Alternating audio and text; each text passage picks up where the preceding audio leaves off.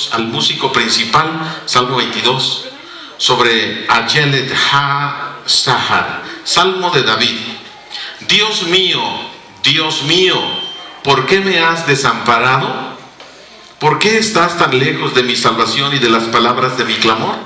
Dios mío, clamo de día y no respondes, clamo de noche y no hay sosiego para mí, pero tú eres santo. Tú que habitas entre las alabanzas de Israel. Nuestros padres esperaron en ti, esperaron y tú los libraste. Clamaron a ti y fueron librados, confiaron en ti y no fueron defraudados. Pero yo soy un gusano y no un hombre, objeto de la afrenta de los hombres y despreciado del pueblo. 7. Todos los que me ven se burlan de mí, estiran los labios y mueven la cabeza diciendo: en el Señor confió, que Él lo rescate, que lo libre, ya que de Él se agradó. Pero tú eres el que me sacó del vientre, me has hecho estar confiado desde que estaba a los pechos de mi madre. 10. Sobre ti fui echado desde la matriz, desde el vientre de mi madre, tú eres mi Dios. No te alejes de mí, porque la angustia está cerca y no hay quien ayude. Muchos toros me han rodeado, fuertes toros de Basán me han cercado. Contra mí abrieron su boca como león voraz y rugiente. Soy derramado como agua, todos mis huesos se han desarticulado. Mi corazón está como cera y se ha derretido en medio de mis entrañas. Mi vigor se ha secado como un tiesto y mi lengua se ha pegado a mi paladar. Me has puesto en el polvo de la muerte. Los perros me han rodeado, me ha cercado una pandilla de malhechores y horadaron mis manos y mis pies. Puedo contar todos mis huesos, ellos me miran y me observan, reparten entre sí mis vestidos y sobre mi ropa echan suertes. Pero tú, oh Señor, no te alejes. Fortaleza mía, apresúrate para ayudarme. Libra mi alma de la espada, libra mi única vida de las garras de los perros. 21. Sálvame de la boca del león y de los cuernos de los toros salvajes. Me has respondido. Anunciaré tu nombre a mis hermanos, en medio de la congregación te alabaré. Los que temen al Señor, alábenle, glorifíquenle todos los descendientes de Jacob, teman ustedes todos los descendientes de Israel. Porque no despreció ni desdeñó la aflicción del afligido, ni de él escondió el rostro. Más bien, le oyó cuando clamó a él. Tuya es mi alabanza en la gran congregación. Mis votos pagaré delante de los que le temen. Los pobres comerán y serán saciados. Alabarán al Señor los que le buscan. Que viva su corazón para siempre. Ellos se acordarán y volverán al Señor todos los confines de la tierra. Delante de ti se postrarán todas las familias de las naciones. 28. Porque del Señor es el reino y Él se enseñoreará de las naciones. Ciertamente ante Él se postrarán todos los ricos de la tierra. Se doblegarán ante Él todos los que descienden al polvo, los que no pueden conservar la vida a su propia alma. La posteridad le servirá. Esto le será referido al Señor por generaciones. Vendrán y anunciarán su justicia a un pueblo que ha de nacer. Él hizo esto. Vamos a orar. Padre, te damos gracias por este precioso salmo, tu palabra. Queremos rogarte que bendiga, Señor, esta exposición y que sea de bendición para nuestra vida cotidiana, para nuestra familia, para que la podamos meditar, reflexionar, aplicar, Señor, estos principios, estos mandamientos a nuestra vida. Ayúdanos. Nos ponemos en tus manos en el nombre de Jesús. Amén. Muy bien, pues tenemos entonces el Salmo número 22. El título que le he puesto: del sufrimiento a la alabanza. Del sufrimiento a la alabanza. Hay que pasar del sufrimiento a la alabanza. ¿Qué se tiene que hacer? El Salmo 22. Salmo 22 es el salmo mesiánico por excelencia. Ya hemos visto algunos salmos mesiánicos. ¿Qué significa ser un salmo mesiánico? Un salmo profético, un salmo que nos habla de lo que habría de acontecer con Jesucristo. el Mesías prometido, un salmo mesiánico. Entonces tenemos varios salmos mesiánicos, pero el salmo por excelencia es el Salmo 22, que nos habla entonces de el sufrimiento de Jesús en la cruz, del sufrimiento y la crucifixión de Jesucristo, y después vamos a ver un poco ahí sobre la resurrección, ¿sí? Por eso va del sufrimiento a la alabanza. Entonces vamos a estar meditando en este salmo. Cuando estemos leyendo este salmo, cuando estemos analizando algunas partes de este salmo, tenemos que estar pensando en Jesucristo, en una cruz, muriendo, sufriendo, siendo avergonzado, pero posteriormente da un giro el texto a partir del versículo 22 y comienza a alabar. Algo pasó. En medio del sufrimiento, inmediatamente pasa a la alabanza. Algo tuvo que haber pasado. Entonces, y todo esto, identificarlo con nuestra vida. ¿Qué tiene que ver el Salmo 22 con nuestra vida? ¿Qué tiene que ver Jesús muriendo en la cruz con nuestra vida? ¿Qué tiene que ver el sufrimiento de Jesús con nuestra vida? Tiene que ver todo. Si tú eres un hijo de Dios, si tú eres un cristiano, tiene que ver todo. Así es de que tomemos este Salmo 22 de tal manera en nuestra vida que sea un parteaguas, que sea algo que cada vez que nosotros recurramos y leamos y escuchemos del Salmo 22, inmediatamente identifiquemos nuestra vida aplicada en este hermoso salmo mesiánico. Del sufrimiento a la alabanza. En primer lugar, vamos a ver 3 puntos rápidamente. En primer lugar, hay dolor y abandono. Del sufrimiento a la alabanza, vamos a ver que hay dolor y abandono. Y muchos de nosotros nos identificamos muchas veces en momentos críticos que nos sentimos abandonados, que nos sentimos solos, que nos sentimos sufriendo en un sufrimiento extremo, y nos identificamos muchas veces en una situación de soledad, de angustia, de enfermedad. Entonces tenemos que hay dolor y abandono. De los versículos 1 al 21 podemos nosotros analizar varias cosas que tal vez sean familiares para nosotros los cristianos. Hay algunas frases familiares. Por ejemplo, el versículo 1, ¿qué dice? Dios mío, a ver, ¿qué te vino a la mente? ¿Quién dijo estas palabras? ¿Quién escribió el Salmo 22? ¿Cuántos años antes de que naciera Jesús? 1000, Cuando escuche los salmos, diga 1000 antes de Cristo. Cuando escuche el rey David, Salomón, 1000 antes de Cristo. Así de fácil. 1000 antes de Cristo. Entonces, cuando hablamos de un salmo mesiánico, cuando hablamos del rey David escribiendo este salmo, cuando hablamos de que todavía Jesucristo no nacía, entonces estamos hablando de profecía pura. El conocimiento eterno de Dios, del pasado, del presente y del futuro. Por eso se le conoce como el omnisciente. Todo lo sabe y está en todo lugar. Está en el pasado, está en el presente, está en el futuro. Para Dios no existe el tiempo. No existe. Cuando lleguemos delante de Dios, no va a existir el tiempo. No vamos a estar midiendo cuánto tiempo tengo aquí, Señor, en el cielo. No hay tiempo. Entonces, el tiempo es una creación de Dios. Desde el momento que creó el universo, creó el tiempo para que nosotros pudiéramos medirnos, etcétera, y años y meses y días y minutos, etcétera.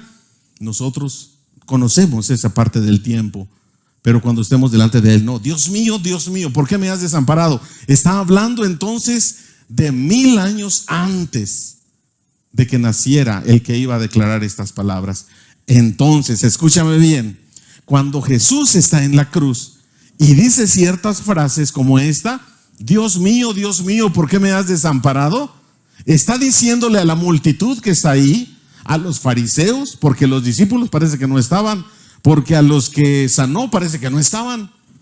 Por eso los milagros, no te vayas tanto para los milagros, no te vayas tanto para las sanidades y lo espectacular, porque Jesús levantó paralíticos, dio vista a los ciegos, echó fuera demonios, y cuando estaba muriendo en la cruz no había muchos ahí. No había muchos más que María, unas mujeres y Juan. ¿Sí recuerda más o menos? ¿Y dónde estaban todos los que había bendecido Jesús? ¿Dónde estaban todos los demás? Recuerde, hace el milagro. Oh, Señor, qué grande eres, gracias. Y pasa el tiempo y se me olvida. Entonces, tengamos cuidado con andar buscando lo espectacular. Mejor busquemos un estilo de vida permanente, constante, y que la transformación y la gracia de Dios sea continua sobre nuestra vida, aunque sea chiquito, pero que mi fe se vaya fortaleciendo poco a poco. Entonces Jesús estaba declarando las palabras del rey David, y David, podemos ver aquí entonces un destello del Mesías, y podemos ver que cuando Jesús estaba diciendo estas palabras, les estaba diciendo a los fariseos, les estaba diciendo a Juan, le estaba diciendo por ahí a Pedro que andaba de lejos: vayan y lean el Salmo 22 y vean cómo se está cumpliendo la profecía en mí. Vayan y vean el Salmo 22, el Salmo de David, y analicen lo que yo les estoy diciendo, porque hay muchas cosas aquí en este Salmo, o la declaración de lo que está escribiendo David 1000 años antes, que tienen que ver con la crucifixión de Jesucristo. Profecías cumplidas, profecías cumplidas. Luego tenemos, lo de Dios mío. Usted vaya al Nuevo Testamento, Mateo capítulo 27, Marcos capítulo 15, Juan capítulo 19, etcétera, y va a encontrar aquí la crucifixión de Jesucristo, y va a encontrar muchas de estas palabras. Es más, en Semana Santa hay cultos especiales de, ¿cómo se le llama? ¿El viernes en la tarde? ¿Culto de qué? De las 7 palabras. ¿Cuáles son las 7 palabras de Jesús? Dios mío, ¿por qué me has desamparado? Tengo sed. Consumado es. Perdónalos porque no saben lo que hacen.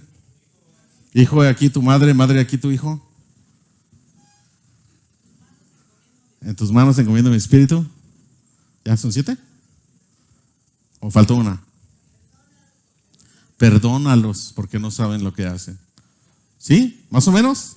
Bueno, somos algunos no, ¿verdad? Algunos no identifican estas 7 palabras de Jesús en la cruz, que están en los 4 evangelios. Sin embargo, muchos de nosotros estamos familiarizados. Versículos 7 y 8 del Salmo 22 dice, vamos a ver qué dice. Versículos 7 y 8 del Salmo que estamos ahorita tratando, y dice así: todos los que me ven se burlan de mí, estiran los labios y mueven la cabeza, diciendo: en el Señor confió, que Él lo rescate, que lo libre, ya que de Él se agradó.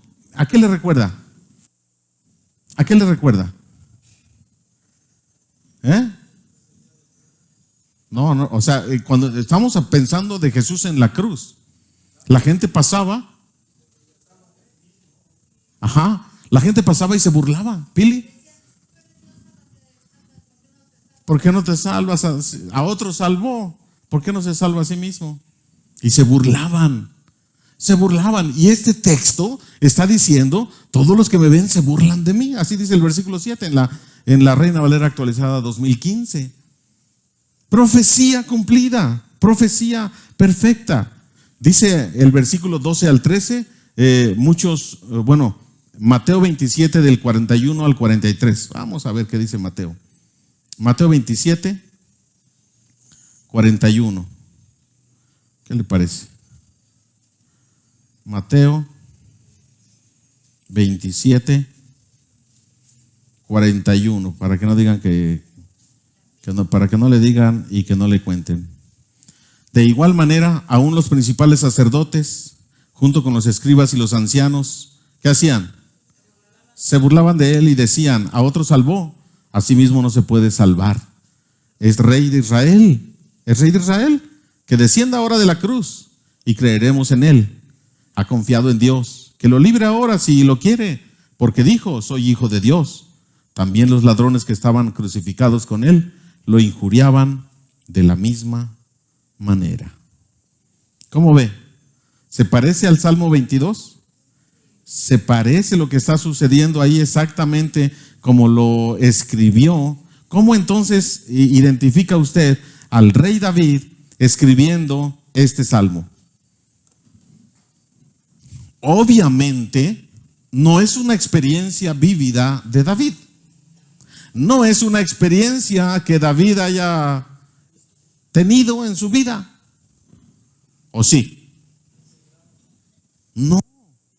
O sea, usted puede pensar en el rey David cuando lo estaba persiguiendo Saúl, cuando estaba peleando contra Goliat, cuando tenía sus ovejas y las libraba del oso y del león, cuando estaba en la cueva, perseguido por Saúl, cuando estaba en guerra, cuando vinieron los amalecitas y se llevaron a su familia y él fue tras ellos, ¿no? y demás, etcétera. Muchos eventos de David, pero no podemos ver a un David en estas circunstancias. Fíjate qué más dice, 12 y 13. Muchos me han rodeado. ¿Muchos qué? Toros. ¿Quién me rodea? Versículo 12 y 13. ¿Quién me rodea? Toros de Basán y demás. ¿A qué se está refiriendo? ¿A qué se está refiriendo, Alejandro? ¿Quién era esa multitud? ¿Qué le estaban haciendo a Jesús? Bueno, en este caso está profetizando. ¿Y qué está diciendo cuando dice toros de Basán? Los toros de Basán es como decir toros de Lidia, toros potentes, poderosos. Toros, los poderosos. ¿Quién está matando a Jesús? El Imperio Romano, poderoso. ¿Quién se puede librar del Imperio Romano en la época de Jesús? Ahora sí, ni Dios se libró. Lo mataron. ¿Y quién más ahora sí? Los líderes religiosos, otro sistema de poder. El sistema es poderoso. Ponte en contra del sistema. Pero fíjate lo que está sucediendo ahí. Entonces, el Imperio Romano, líderes religiosos, el sistema y el rey David está narrando como si estuviera viendo esta situación profética que se habría de cumplir 1000 años después. Dios está manifestando. Dios daba cierta luz al respecto de quién sería el Mesías. ¿Quién es el Mesías? Los judíos sabían que habría de venir un Mesías. Pero ¿cómo? ¿Cuándo? Destellos en los Salmos, destellos en Isaías. He aquí que la Virgen concebirá y dará a luz un hijo y será su nombre, y llamará su nombre Emmanuel. ¿Sí? Y así varias profecías de Isaías, varias profecías con respecto a quién iba a ser Juan el Bautista y qué iba a ser su ministerio preparatorio para el Mesías. Y así tenemos muchos de los profetas en los salmos, en los escritos, los tipos y los antitipos que se cumplen en el Mesías o en el Nuevo Testamento.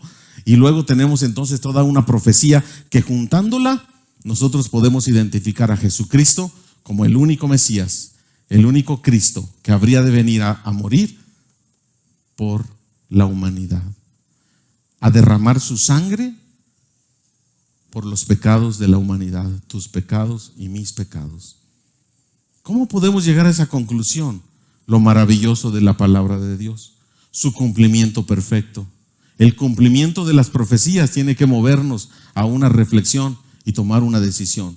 O permanecer lejos de Dios, o caer de rodillas y decir: Señor, tú lo sabes todo. Has preparado el camino, tienes un plan para mi vida, y el plan se llama Jesucristo. Amén. Entonces tenemos aquí varias cosas. Dice el versículo 15 en adelante, mi lengua, ¿no? ¿Cómo dice el versículo 15 del Salmo? Mi vigor se ha secado como un tiesto y mi lengua se ha pegado a mi paladar. ¿Se acuerdan qué le pasó a Jesús cuando dijo una de las palabras? Tengo sed. Hasta le pusieron ahí una esponja con vinagre. ¿Para qué? Para que se mojara, y no la quiso. Tengo sed. Me has puesto en el polvo de la muerte. Los perros me han rodeado. ¿Quiénes son los perros? ¿A quién se conocía como perros en la época de Jesús? A los gentiles, a todo aquel que no era judío, era un perro.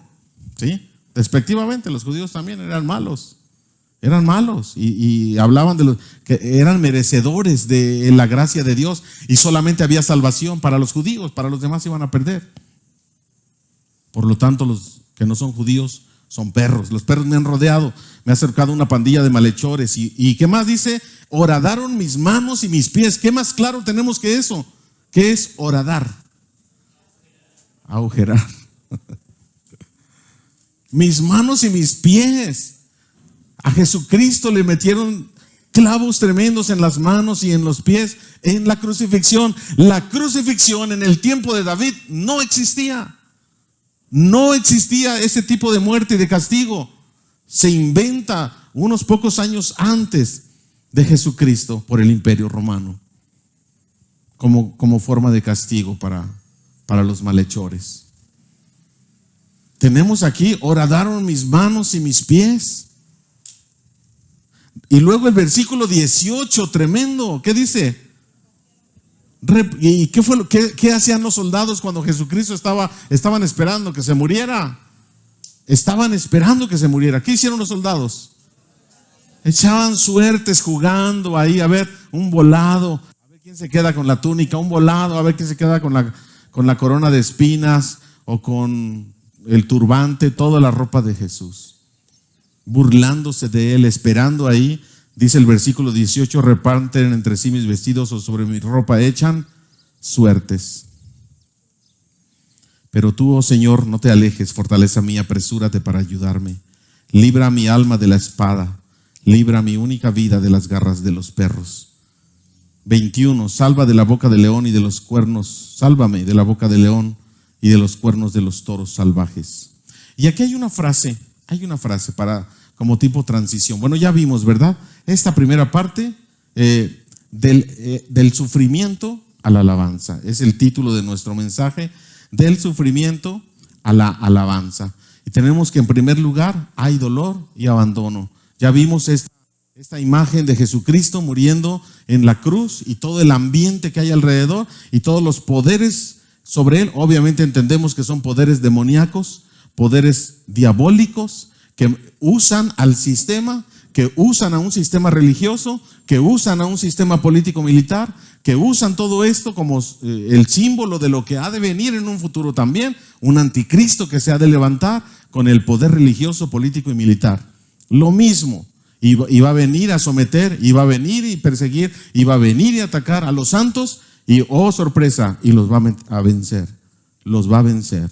Estamos hablando de un futuro, pero estamos hablando de lo que pasó con Jesucristo. Y entonces en esta imagen que tenemos de la primera parte de hay dolor y abandono, la identificación entonces de Dios es con nosotros, la humanidad. La humanidad está abandonada, la humanidad está en dolor, la humanidad se siente sola, se siente enferma, la humanidad necesita, hay vacío en el corazón de la humanidad, necesita de algo. Y es lo que está experimentando Jesús en la cruz. En la cruz Él está experimentando lo que humanamente es posible para nosotros. Y está diciendo Jesús, yo voy a experimentar eso. Dios mismo está diciendo, voy a experimentar, voy a hacerme un ser humano, voy a experimentar el dolor humano hasta el extremo porque los amo y porque quiero que ellos crean en mí. Y esto es lo que estamos viendo ahí en la cruz del Calvario, a un Dios manifestado en carne a través de Jesucristo y viviendo la experiencia tuya y mi experiencia. Para que no digas, es que Dios no sabe, Él es Dios, es que Él no experimentó mi dolor, mi abandono, mi sufrimiento, mi soledad. Ay, ¿cuántas veces hemos tenido autoconmiseración continua? Miserable de mí, pobre de mí. Ay, ¿qué será de mí? Mira cómo sufro, mira qué marido me tocó, mira estos hijos rebeldes, mira nada más cómo es mi vida, quejándose de la pobreza, quejándose del jefe en el trabajo, quejándose y quejándose de medio mundo. Estamos en una continua situación de queja, de vacío en nuestro corazón, que Jesús dice, voy a ir a rescatarlos. Voy a ir a rescatarlos, me voy a hacer hombre para experimentar lo que ellos viven. Y entonces tú dices, nadie me comprende, pero Jesús nos comprende. Jesús nos entiende, porque Él padeció en la carne, porque Él sufrió lo que muchos de nosotros sufrimos. Pero el versículo 21, en la versión Reina Valera actualizada, yo no sé si en la Reina Valera 60 esté esta frase, me has respondido. ¿Sí aparece ahí? ¿En la Reina Valera 60 tienen? No aparece. 21 al final. En la traducción lenguaje actual ni aparece el 21. Hasta ahí. Bueno, la Reina Valera 2015 dice, la frase al final, me has respondido. Me has respondido. Hay una transición, porque a partir del versículo 22 es pura alabanza. Algo pasa. Estamos viendo el sufrimiento de Jesús en la cruz. Estamos viendo cómo está siendo abandonado por el Padre, porque pues, la primera frase es, Dios mío, ¿por qué me has abandonado? Está hablando de la humanidad. El que muere es el Jesús hombre. El Jesús hombre. Y a partir del versículo 22 tenemos alabanza. Entonces estamos pasando de el sufrimiento extremo de Jesús a un tiempo de alabanza. Algo tuvo que pasar ahí. ¿Qué pasó? ¿Qué pasó? ¿Qué le contestó el Padre? ¿Sí? ¿Le contestó sí Jesús? ¿Estoy contigo? ¿O el Padre le dio la espalda? Hay una intervención, es perfecto, claro que sí hay una intervención divina, intervención del Padre. Jesús es el sacrificio que se ofrece ¿a quién? Al Padre, por los pecados de la humanidad. ¿Estamos de acuerdo ahí? Jesús derrama su sangre en este sufrimiento extremo por los pecados de la humanidad. Hasta ahí quedó el Salmo 22 hasta el versículo 21. Él ha pagado y Él está sufriendo. ¿Qué pasa? ¿Qué pasa, Alejandro?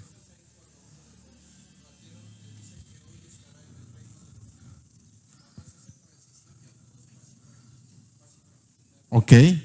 ¿Cuál es esa transición? Muere. Muere. Experimentó la muerte.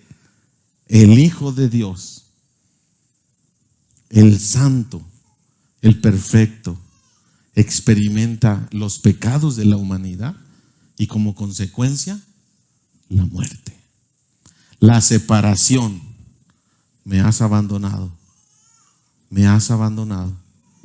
Pero hay una intervención, porque si Jesús es el sacrificio por la humanidad, entonces ese sacrificio, después cuando vemos alabanza, el sacrificio fue aceptado. Perfecto.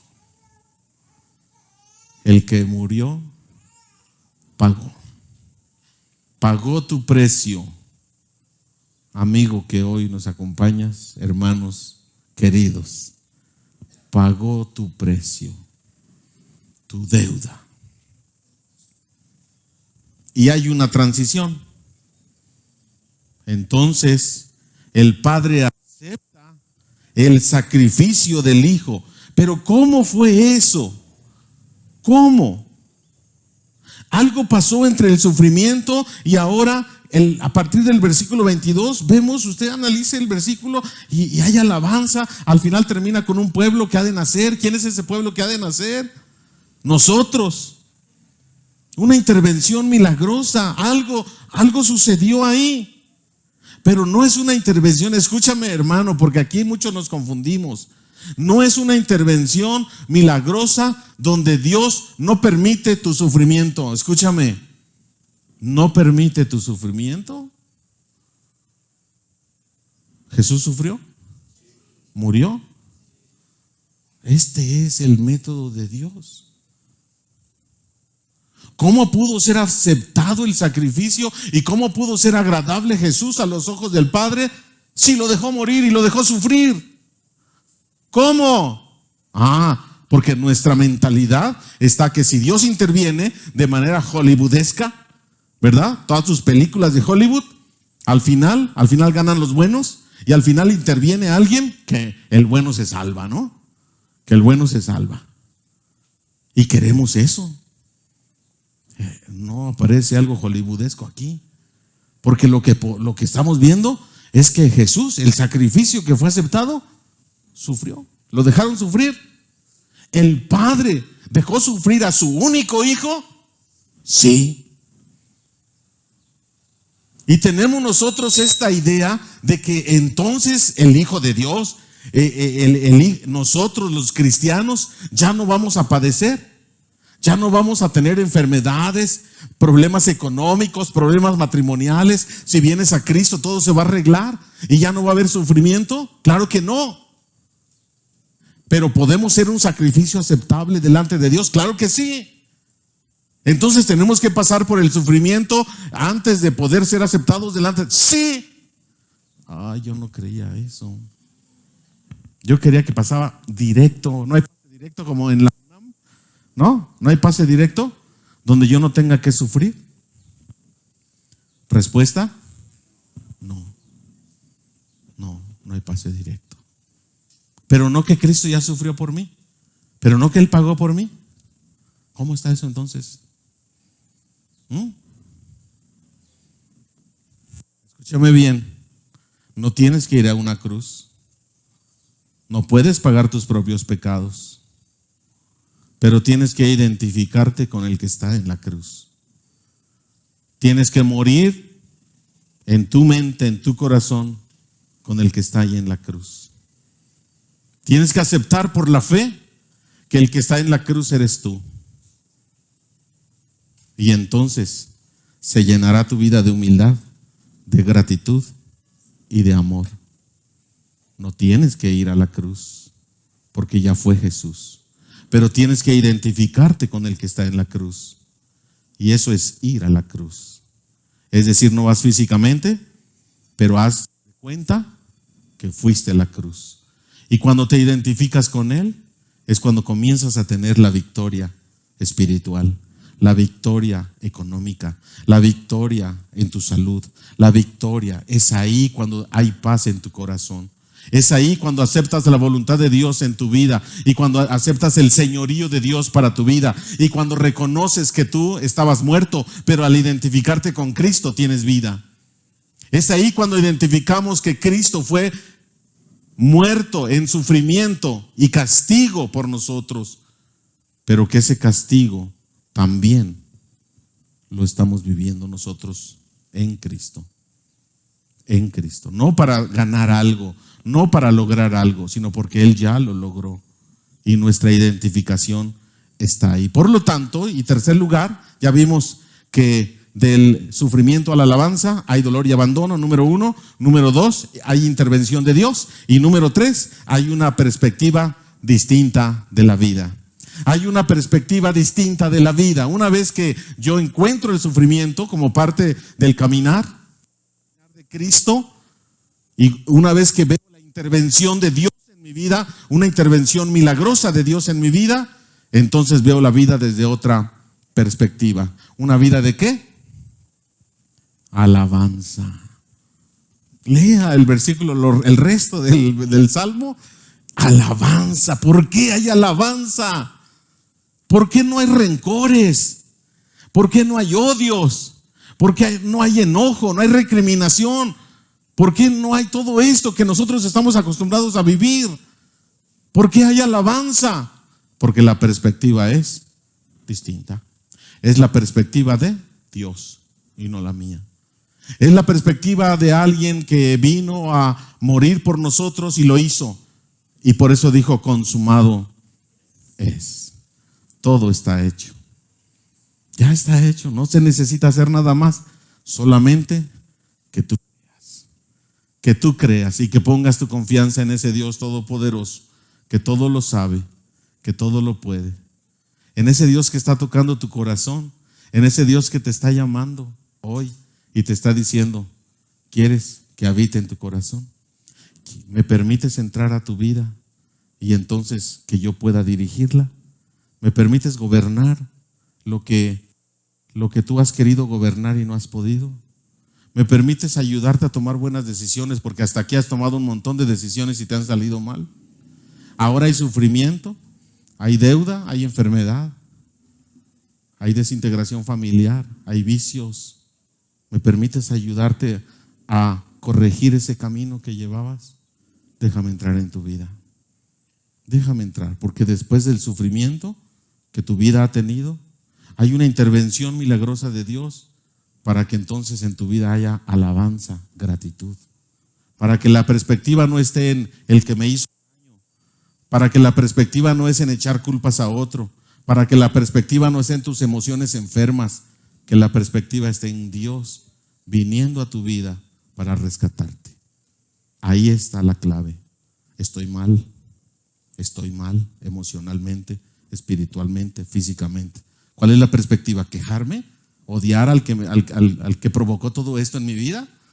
¿O decirle a Dios, ayúdame, y cambiar la perspectiva y alabanza para nuestro Dios? Que nuestra vida sea una alabanza, y esta alabanza que contagie a los demás, porque nuestro enfoque está en Dios y su obra, no en la obra del hombre ni del maligno que quiere lo peor para nosotros. Amén. Este salmo termina de una manera hermosa, salmo mesiánico, donde dice el versículo 31, ¿ya lo identificaste? Versículo 31, vendrán y anunciarán su justicia a un pueblo que ha de ¿qué? ¿Quién será ese pueblo que ha de nacer? Nosotros. Un pueblo que nació en el momento que Cristo murió. Un pueblo que nació en el momento que el Espíritu Santo de Dios descendió.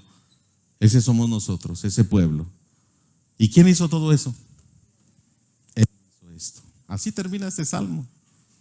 Él hizo esto, el centro es Él. No tus problemas, no tus situaciones difíciles, no tus éxitos. El centro se llama Jesús. Enfoquémonos en eso y hagamos las cosas como Él las quiere. Amén. Cierre sus ojos, inclinen su cabeza.